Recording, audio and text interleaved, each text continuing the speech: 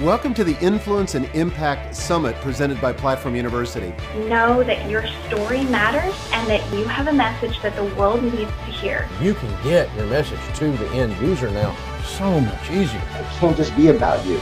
Influence is about others. And again, it all goes down to serving your audience and making a true, real connection with them. Hi, I'm Michael Hyatt. Welcome to the Influence and Impact Summit presented by Platform University. I'm sitting here with my good friend Chris Brogan. In case you don't know him, Chris basically provides simple plans and projects for business success. He's the CEO of Owner Group Media. He's also a much sought-after public speaker. He's a New York Times bestselling author of 8 books, now working on his 9th, and you can find out more about him at chrisbrogan.com. And I've invited Chris to come today to talk about how you can increase your influence, increase your impact by sharing with us some of his best practices. So, Chris, welcome to the summit. Thrilled to be here, Michael. Thanks for having me on. Yeah, absolutely. Well, for people that may not know your story, could you just kind of start at the beginning and how you got involved in this whole entrepreneurial/platform adventure? Sure. Back before any of that, I was just an active user of various computer platforms way back in the 1980s when there were bulletin board services. I was connecting into those, which is, imagine Twitter if you had to dial up one human at a time and leave your complaint or argument or whatever, and then hang up so someone else could complain. And then in 1998, I started blogging when they called it journaling. And I just did it for fun. And it took me 8 years before I had my first 100 readers. So it wasn't like, anyone cared. I was writing basically for my mom and me for quite a long time, like everyone does. And then, as far as business and whatnot, somewhere around 2005 or so is when I really started guessing that there was a little bit of magic in this old silk hat and that maybe we could do some really cool stuff with it. And I had started a podcast, so I was in yet another platform.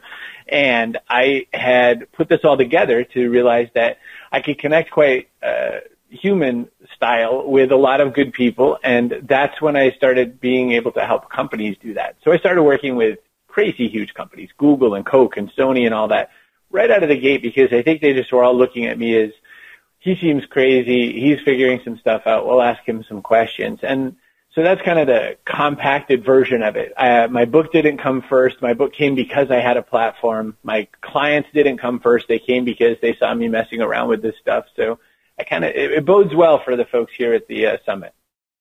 So how do you think, and that's hugely helpful. I love the fact that it took you 8 years to get 100 readers. I think that creates hope for anybody that's starting a blog or thinking about connecting online. But for your blog, what role does that still play in kind of your whole content strategy, your communications strategy? By the way, your site is beautiful. I love it. I think it's a great example of beautiful design and great content. Thank you. In a world where people don't come to anyone's website anymore, it seems, I've really changed my thinking on sites. So chrisbrogan.com is very minimalist. Owner.media, which is, Owner Media's site, that is even more minimalist. But what I do with my blog, I blog for Google and I create newsletters for humans. So that's always my little tagline for folks learning content with me, is that if we're going to attract people's attention, we have to write something in such a way that people see it somewhere else. And usually that's through Google. A good majority of our connectivity comes through some kind of search result. And so I'll write a blog post that I hope will earn the attention of somebody. And in that process, I will try to get some, new opportunity to serve somebody. So, for instance, I write posts on a site called ownerfuel.com, and for leadership, I wrote that discipline is the core. So maybe someone's searching around for leadership information. Basic tools for running an online business was one of my posts. Now that's changed a lot, Michael. I used to write very flowery, flourishy type blog post titles, but I can tell you that, my goal right now is just, if I can get your attention and if you find the information useful, I'm hoping for a much longer relationship. Yeah, that's really, really helpful. I think I got this concept from you that I talked about in Platform, and I credited you with it anyway, but that is the idea of your blog as your home base. Do you still kind of subscribe to that philosophy? Absolutely. So the way I talk about it is there's a home base, there's outposts, and there's the media empire. And so I tell people that a blog is a great home base because it sort of has this continuance of content and allows people to say, oh, what's new over here today? I would say that it's changed in a lot of people's sites. I mean, even mine, chrisbrogan.com, it leads with, go check out these things you might want to buy. And there, oh, by the way, there's a blog down low. And I would say that that's changed on a lot of people's websites. John Jantz, Duct Tape Marketing, and a lot of other folks, they're looking more for that first conversion. And what I'm always now saying to folks is that, we're just so hectic and everyone's trying to take a little bite of everything as they run down the buffet line, that really what I'm hoping with all my heart to do is be worth it so that you'll come back and want more. And so to me, worth it is if I can earn my spot in your inbox. But yes, blogs are definitely still primary in my business, and I'm very important as far as being part of the home-based strategy. That's great. Well, I know some people that are watching this have probably heard, because I get this question all the time myself, is blogging dead or is it dying? What do you think? Oh, everything's dead. It's unbelievable. Thank goodness for religious metaphor, because, Jesus rose, so perhaps all our blogs will rise again. Everything that everyone tells you is dead is just because our short attention span theater points it out. I mean, I'm stunned that faxes still exist, and that twice in this last year, someone said to me, will you send me a fax? And I said, sure, I'll just get in my time machine, and I'll send it to you on a tablet. So blogs are alive and well. What's different is the culture of wanting to eat blogs. I think people are no longer, I can't wait to consume blogs. I think no one wakes up in the morning and says, I think this would be a great day to have some content. So we need to be more helpful. We need to be much more guided in how we're serving the people that we get to serve. And we need to make some kind of a good reason, for that very specific community that we're going to make it their place to be. And we cannot be generic anymore. We can't be an also-ran anymore. There has to be a really specific slice that we're taking out of this pie. And that means other people are going to be turned off, but you're going to find the right 1,000 people and then the right 10,000 people this way. Yeah, that's excellent.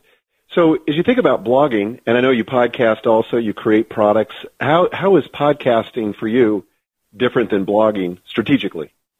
Podcasting being such a lean back kind of a medium is definitely something where I'm really trying again just to earn their action to my email list. But one thing that I do different with podcasting is first off, I keep them very brief. It's my intention that, you want to snap on a couple of those at a time. And I'm very aware that I'm trying to capture a community that's not necessarily at their laptop or at their desktop. So I try to think in terms of if I were on a run or if I were on a treadmill, if I were watching the kids and had one ear in while I'm watching Barney or something with them, what can I make it that's worthwhile for those people? And so my goal with the podcast, again, is just fuel for owners. I mean, that's my goal is, do I give you something that just keeps your head in the game? And then can I earn you back to my newsletter? Again, everything just kind of guiding there. That's the one difference I think in my strategy since 2006 is I wanted everybody to the blog. Now I want them to get to the newsletter because the inbox is the one place where as long as we're still delivering value, people are going to give us some love. But I think you don't get there until they get a chance to see you in the newsletter and sometimes in a podcast. So kind of just sample the brew, so to speak. Exactly. Yeah. Okay. So I want to get to the newsletter. I know it's a major thing, but I want to ask you one other question first. Sure. So maybe about 6 weeks ago, I read something you wrote about Periscope where you said you thought it was one of the least interesting things around. Paradoxically, that made me investigate Periscope. So I said, what is this he's talking about? So I went and took a look at it, kind of fell in love with it. Now I'm doing a daily show 5 days a week, although I'm thinking more about Blab now as maybe the live streaming platform. But now, 6 weeks since then, or however long it's been, where does live video streaming fit into your strategy, or do you still find it uninteresting? And it's fine if you do. Oh, no. I still do find it uninteresting. And the reason I say that is because as a business strategy, if my goal is to help you make business happen, there are so many more bang for your buck time and effort energies that you can spend. It is like a pomegranate. And I use that analogy a lot. It's like eating a pomegranate. You have to really work to get the juicy, fruity part, and there's a lot of seeds involved. So with Periscope, I still don't like it at all. I don't like it because I can't have a guest. I can't do a lot more things with it. I like Blab because two things. One, I can hit record, And 2, I can have a nice guest. And 3rd, I can bring some of the community in and serve them in that way as well by bringing them up to the people. So I like that. I like the fact that I can run it off my desktop, which, you know, I think mobile apps are great, but I like the other option that I can bring in my hardware. And I would say that what I do with it, though, I do use it quite a lot these days. Blab specifically, I use the record function, because the thing I least like about live video is that it's arrogant for me to think that you're sitting around waiting anxiously for me to push record. You know, It's arrogant to think that, you know, I'm live, you should drop what you're doing. And to schedule it, yes, of course, you could schedule anything. But what I find is that, you know, I'm in a pretty 24/7 kind of world. It's nighttime in India right now. It's, you know, middle of the day in Australia, etc. So I want to make sure that I'm serving the community that I have the pleasure to serve on their time. I mean, we have Netflix, we have all these other video on demand platforms. Why did live suddenly get interesting? It feels like 1984. So it's not that it's not interesting. It's not that it's not novel. It's that it's not the best business use of our time.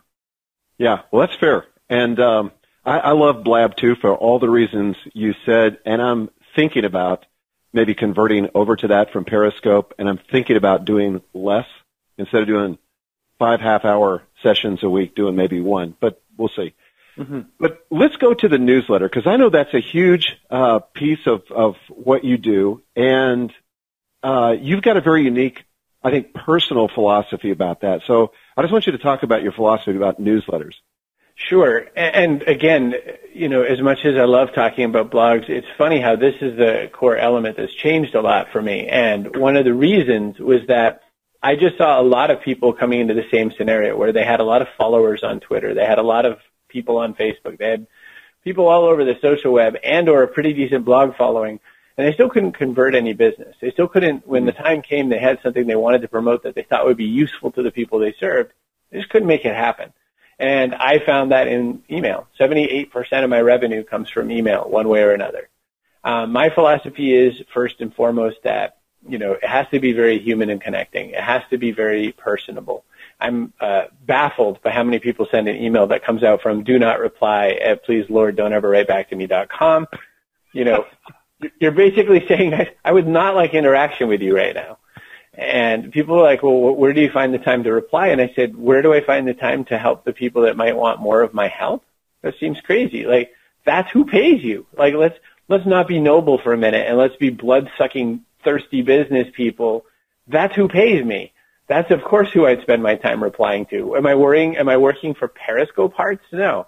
I'm working for people who are going to make business, and I can serve them better. So, you know, that old Ziegler quote, help enough people get what they want, and you get what they need, and you'll get what you want. Yeah. In email, I make sure that it's brief as can be, you know, 500 or 600 words max if I can help it. I sometimes go way over. A lot of nurturing.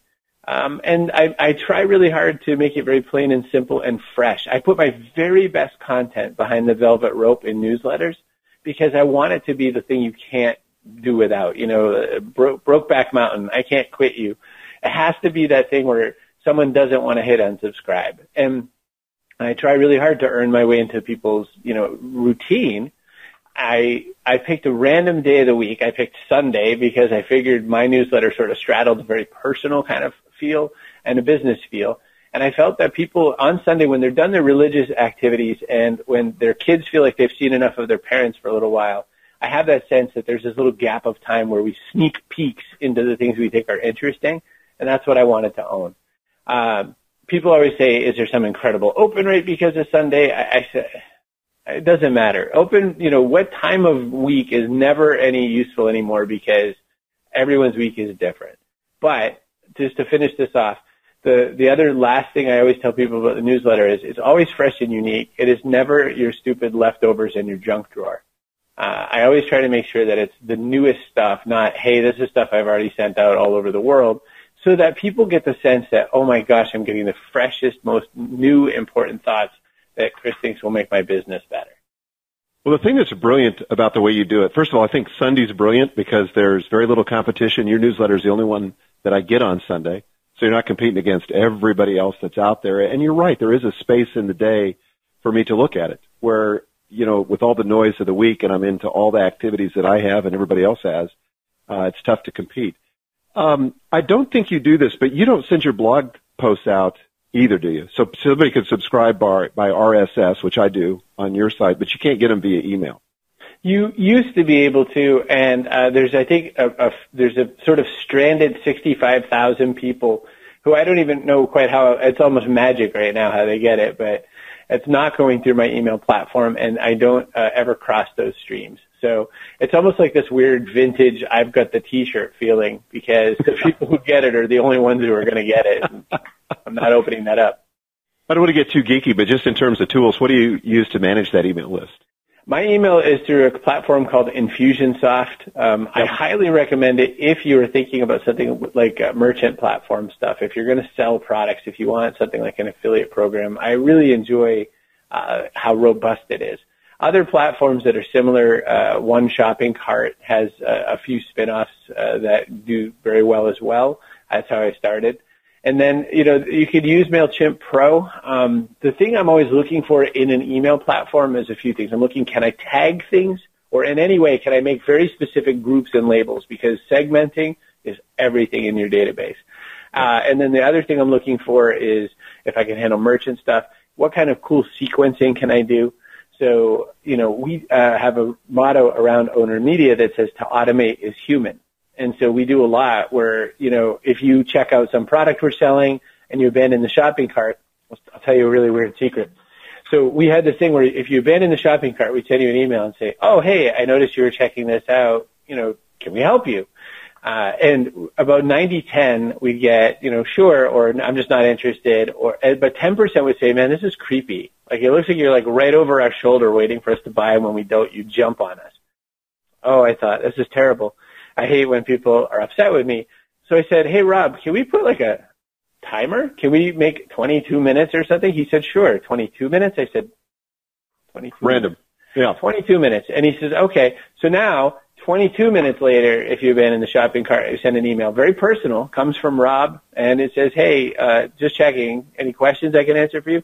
100% positive response. Even if it's I don't want to buy anything, 0 people think it's creepy.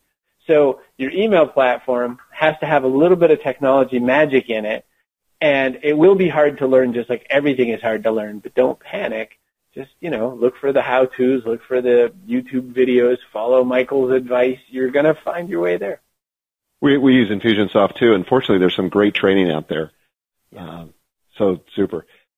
Okay, so you've got really a significant platform. Last I checked, 300,000 plus followers on Twitter, your newsletter, your blog, podcast, products, books, all that stuff. At the end of the day, what does that mean to you, Chris Brogan, to have a platform like that? I've thought about that a lot over the years, because I would say that if you're ever lucky to have that experience or fortunate enough to have that experience, what happens is you go through phases, I would say. There's an ego phase where you go, I am amazing. And as humble as you want to be, you feel a little amazing that this many people, 317,000 people follow me on Twitter, which is, bigger than most all the places where anybody lives, right? Unless you're in downtown New York City, I have a major, mid-sized city following me on Twitter. Guess what? Hardly anyone pays any attention. Hardly anyone takes any action. The more followers I get, the less anybody takes, a response. I can go to any Panera Bread in the world and scream, do you know who I am? And someone's going to say, absolutely, a loud jerk. And I'll just have to shut up and, have my coffee. But I can tell you that what the benefit is of having this kind of platform now, and what I've done for the last many years as best I can, is I try to connect people in the community that I have the pleasure to serve. I think that my friend John Swanson, who's a pastor up in Fort Wayne, Indiana, he said, one big difference, between people who get authority in the real world and, people who got authority in the Bible was that Jesus spread it around and at least had some disciples. And so he put it off on Paul and John and all these other guys to go do some work.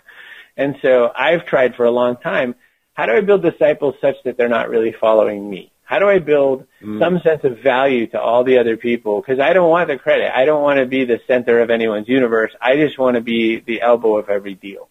And so that's what I do in my community as most as I can. The community that I serve, I try to make sure they know who each other are so that they can rise up. And I benefit in very many spiritual ways from that. And it sure doesn't hurt financially to have everyone say, oh, yeah, I met you through Chris Brogan. It's not a bad thing to have on a lot of people's lips. Yeah, that's awesome. Okay, so let's say that we dropped you parachuted out of the sky into a different world, a parallel universe, and you didn't have any of this platform, but you know what you know now. What would you do first, second, and third? How would you do it differently than how you did it when you started, given today's technology? Yeah, I love that question, and in some ways, I've actually tried that. So I launched a new platform called OwnerFuel, and it is ownerfuel.com. It's just a blog, and my goal ultimately with OwnerFuel is that you barely know it's Chris Brogan. Like, my name's on it a little bit, but you don't think Chris when you see it, and then it grows into its own masterful, fuel for owners. And so here's what I did exactly. I started it on a platform like Rainmaker. I specifically used Rainmaker. And I started with a blog. I did it with a giant email capture at the top. I did it straight out of the box so that it would be, anyone could replicate it. I paid for a nice logo. I made sure that it was very mobile pretty, which Rainmaker handles for me, because I think that we're getting so many more mobile and tablet consumption devices as before. I made sure I had a separate list just for that. I bought my way into good security and background and all that. I had an email platform, so that's all there. Then I would go and get Twitter account, Facebook account. I'm not going to do anything special for LinkedIn. I'm going to do that through my personal profile on LinkedIn. And with Facebook, the page is probably the least useful thing. What I do is private groups, and I find that that's very helpful. And then what I would do with this is I would create content that's going to earn some people's attention. I would do video as well. I think a video and audio component, as much as it's hard work, as much as there's effort to kind of set things up, I think that it earns trust a little bit faster than any other medium. If it's just written word, people don't grab it as fast. I think it's important to earn trust, because I think that people are, we're all wary for lots of reasons, and we're on our back foot for a lot of reasons. And so I would make sure that people see the face. And even though I said I wanted OwnerFuel to kind of be a not so Chris Brogan thing, my point is that people will see who's there. Just the way BuzzFeed Video has lots of video, and they've shot to millions and millions of views, and they're one of the top 12 properties on the internet.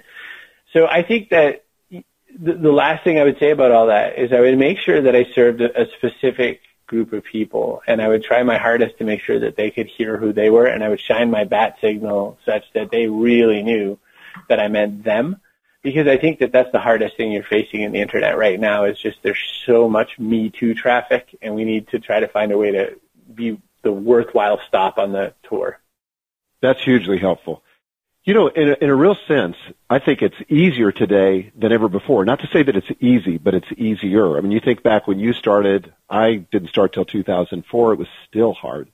Mm-hmm. But then the other thing that's great about what you do is that people can learn on your experience. For you just to rattle that off so quickly based on, more than a decade's worth of experience is phenomenal. When you started, you didn't have that. I mean, you were trailblazing. It's really funny. I think about this a lot too. It's just so many people, we were all just make the same mistakes a little sooner or later than the other one, and look over and go, oh, and sometimes we'd fall in the hole that the other person just fell in, or other times, we'd be the one leading someone to a hole and not know it. And I think that that's the one thing I try really hard to shake people of when I'm trying new things, is I say, please don't do everything I do. Please wait until I say, this would be good.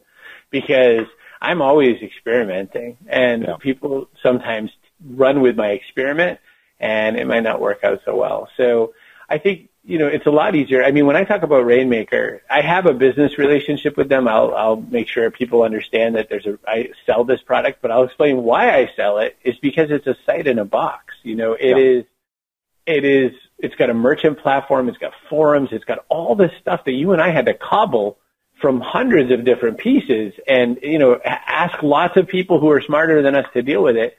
And the fact that I can get in and mess around in the back and nothing breaks that often, I do break stuff. It sort of points to the fact that we can kind of control our destiny a little bit as much as any of us can. Yeah, that's awesome. Yeah, I would be disappointed if you didn't break things periodically. I'd be thinking you weren't trying hard enough. So That's awesome. As you look back over your career, particularly online, are there 2 or 3 inflection points where you had a growth spurt, and could you identify what the cause of those growth spurts were? Yes. Blogging-wise, 2005, for reasons I don't know, people like Om Malik suddenly got their attention on me. And Om Malik ran Giga Omni Media. He has since long, that whole thing collapsed a little bit, and he's doing a few other things. But back in the old days, he was sort of one of the top 100 bloggers who, was worth anything. And for some reason, he thought I was good. I had a guest writing spot on a site called lifehack.org, which is not lifehacker.com, which is the popular one, but lifehack.org. And that got me a lot of attention as well because, they had a pretty good audience. And I was writing utterly different than everybody else. Everyone else is writing, the top 5 productivity apps you could use on your phone. And I was writing, here's how to get your email answered, or here's how people could see that you care at a distance or whatever. So it was very hardy kind of stuff, and I stood apart on that little group. So that's my first big inflection, 05. 06, I ran an event called PodCamp with Christopher S. Penn, and we, by total luck, invited Jeff Pulver, who is a co-founder of Vonage way back in the day, and who's CEO of lots of companies, and has invested in, name a technology that we use right now, and his hands are in it somewhere. And he made me an employee at his company on the second day of the event. He said, I don't really know what you make, and I'd love to hire you. And I was at a wireless telecom, and I said, sure. And I went with Jeff, and part of what we did, we ran an internet video company called Video on the Net. We had a conference called Video on the Net. We ran something called Network 2. He flew me all over, mostly the U.S., but partly Europe as well, meeting all the top video bloggers at the time.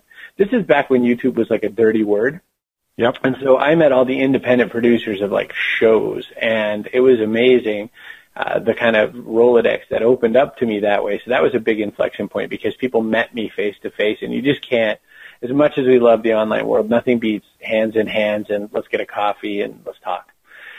That was another big one. And then after that, somewhere around 09, with Trust Agents with Julian Smith, when that came out, we hit the New York Times bestseller list by total luck, and it was a very, it was a slow week. We just happened to hit it, though, and we also hit Wall Street Journal, USA Today, Amazon, and Inc., I think. Oh, and 800 CEO Read. Well, that many buzzers went off, and so we got lots and lots of opportunities from that. So a lot of speaking gigs and all that, and that really launched my pro speaking career up to a whole other level.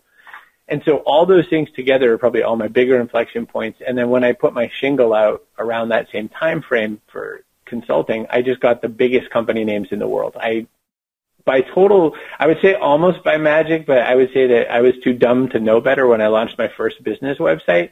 I said, we serve Fortune 100 clients. I had no clients.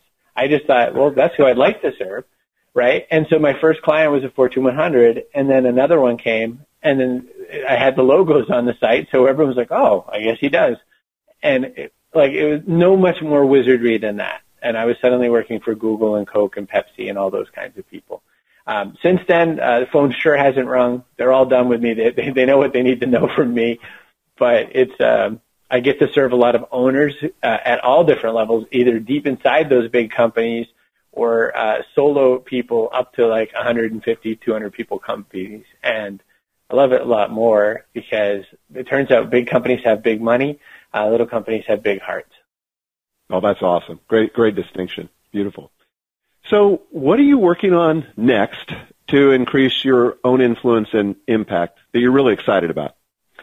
What a great question to talk about some of my failures. So a couple different times I keep wanting to do video shows, but I keep not really wanting to do all the editing and the work. You have a bit of a team, and you're fortunate to have that. I'm too dumb and I try to do it all myself. So I keep starting video projects and stopping them ahead of time. I would say that things like Blab allow me to do this in a lazy man's way, and so I'll probably do some more with that. As far as influence and growth of my influence goes, I'm working on a new book, and it's called Insider. And the whole concept of it is, if I gave you one quick, easy question, in a world where we could buy from anyone, why would we buy from you? And that's the question I'm trying to solve through the book. The other thing I'm enjoying with the process, though, is I talk a little bit about fan culture and sort of a new version of niches. I think that we all want to feel like we're on the inside. That's something Jeff Pulver said to me on like the second day that we worked together. He said, everyone, I just bought this thing, but then there's that feeling of I want to be on the inside. Like when I see you at an event, Michael, I love how your eyes light up. Hey, it's Chris, and we make sure we talk for a few minutes and all that. It's never long enough, but that's what you like. You like that recognition. People like that. So how do we help the people we serve feel like they're on the inside? And what can we do to make that experience work for multiple different types of businesses, hotels, real estate, churches, schools? Why can't we have that insider feeling everywhere? I think we're kind of tired of feeling like numbers. I think we're tired of feeling like, just a wallet transaction. And so I'm trying to figure out, I guess my intent with influence on that is I always tell people that the reason I've done all my business for the last 7 or more years is that I want companies to treat my mom better. And I think that that's just kind of my template for how do I make people feel a little bit more like they're on the inside. Man, that is so powerful. As you were talking, I'm thinking to myself, the thing that makes you distinctive, Chris, that I admire so much is you're so personable. I mean, I thought about the times I've seen you at conferences. You always give me a big hug.